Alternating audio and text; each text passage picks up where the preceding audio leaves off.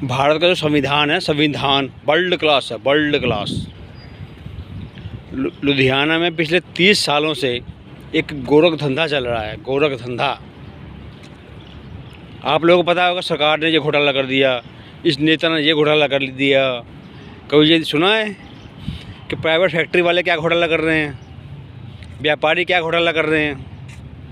एक घोटाला होता है सरकारी घोटाला, एक घोटाला होता है प्राइवेट घोटाला। सरकारी घोटाला होने से सरकारें गिर जाती हैं और कोई मानने को तैयार नहीं, हमने घोटाला किया है। प्राइवेट घोटाले की बात तो कोई करता ही नहीं है, कोई नहीं करता है। लुधियाना में मैं पिछले 30 सालों से घोटाला देख रहा हूँ, घोटाला, प्राइवेट घोटाला। लुधियाना के ज़्यादातर व्यापारी मिनिमम वेजेस के हिसाब से तनख्वाह नहीं देते, बोनस एक्ट के हिसाब से बोनस नहीं देते, छुट्टियों के पैसे नहीं देते, ग्रेच्युटी नहीं देते। अब आ जाओ मिनिमम वेजेस। इस वक्त मिनिमम वेजेस है 10,996 रुपये। कितनी है? 10,996 रुपये। लेकिन 80% कंपनियाँ लुधियाना की, दुकान वाले ले लो, जो फैक्ट्री ले लो, 80% कंपनियाँ जो हैं वो तनख्वाह देती है 7,000 रुपये, 8,000 रुपया।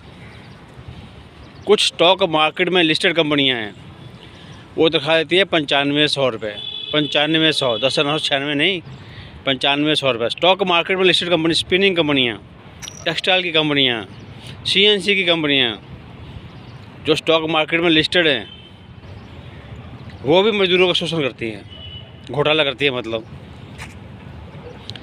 फिर आ जाए बोनस पर। 80% कंपनियाँ बोनस देती ही नहीं हैं। कुछ स्टील की कंपनियाँ लेबर को चेक दे देती है बोनस का, बाद में कैश वापस ले लेती हैं, जिसको कहते हैं काला धन। और जो वापस ना करे कैश, उसकी तनख्वाह काट लेती हैं, जहाँ उसको काम से बाहर निकाल देती हैं। इस काले धन वाले किसी को नहीं पता। ये मैं पिछले 30 सालों से देख रहा हूँ, 30 सालों से।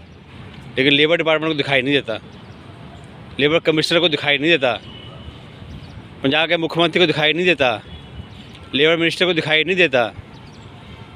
अब आया छुट्टियों के पैसे। छुट्टियों के पैसे 15 दिन के पैसे मिलने चाहिए, बाकी साथ साथ कैजुअल और सिक लीव होती हैं।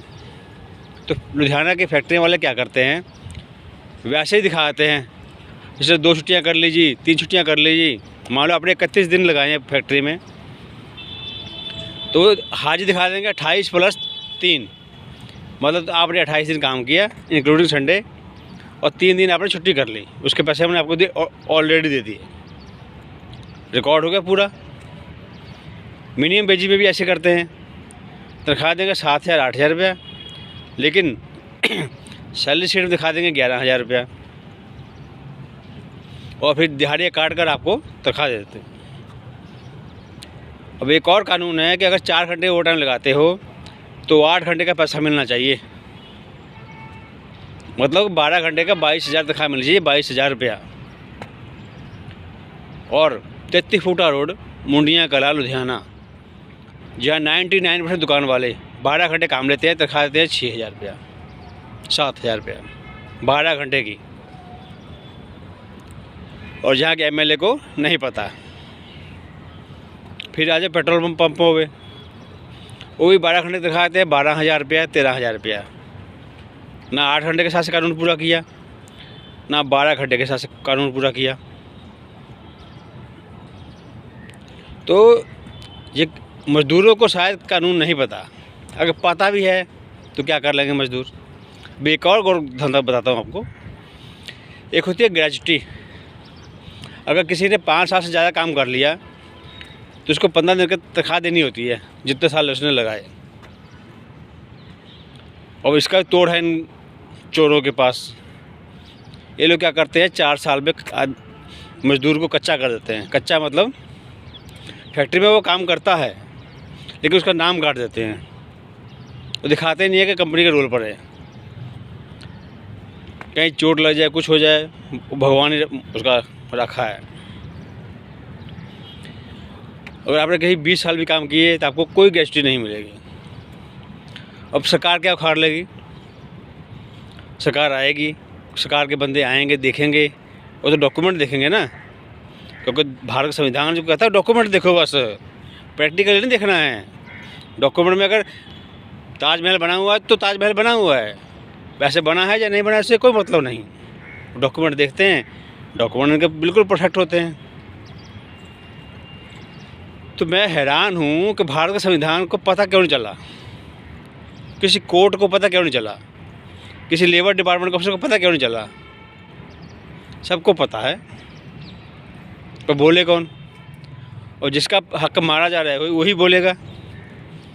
मजदूर बोलता नहीं है, जहाँ उसको पता नहीं है। और ये पूर्वांचली नेता, जितने भी लीडर लूडर हैं बड़े बड़े, ये तो खुद व्यापारी हैं। ये क्यों मजदूरों की आवाज़ उठाएंगे? हल्का फुल्का ड्रामा कर लेंगे। कल ईएसआई में जाके, लुधियाना के ईएसआई में जाकर ड्रामा किया। मजदूरों का शोषण करवाने के लिए ड्रामा नहीं करेंगे ये लोग। अगर एक हफ्ते के लिए सारे लोग सड़कों पे आ जाएं तो व्यापारी एकदम सीधे हो जाएंगे। किसान कई सालों से बैठे हुए हैं बॉर्डर पे, अगर इतने एक साल के लिए मजदूर वहाँ जाकर बॉर्डर बैठ जाए तो लुधियाना की सारी फैक्ट्रियाँ बंद हो जाएंगी, सारी फैक्ट्रियाँ। मजदूरों को अपनी इस पावर का पता नहीं है, इस ताकत का पता नहीं है। इसलिए लुधियाना के मजदूरों 6 महीने के लिए अपने गाँव चले जाओ या कहीं और चले जाओ नौकरी करने के लिए। जब मजदूरों की कमी होगी तो अपने आप आपका शोषण रुक जाएगा। तो ऐसे ही शोषण होता रहेगा अगले 200 सालों तक। मैं तो नहीं रहूँगा, लेकिन 200 सालों तक शोषण होता रहेगा। कोई मुख्यमंत्री, कोई प्रधानमंत्री, कोई लेबर मिनिस्टर, कोई आपका शोषण नहीं रुकवाएगा। अगर रुकवा सकते हो तो आप खुद ही हो। धन्यवाद।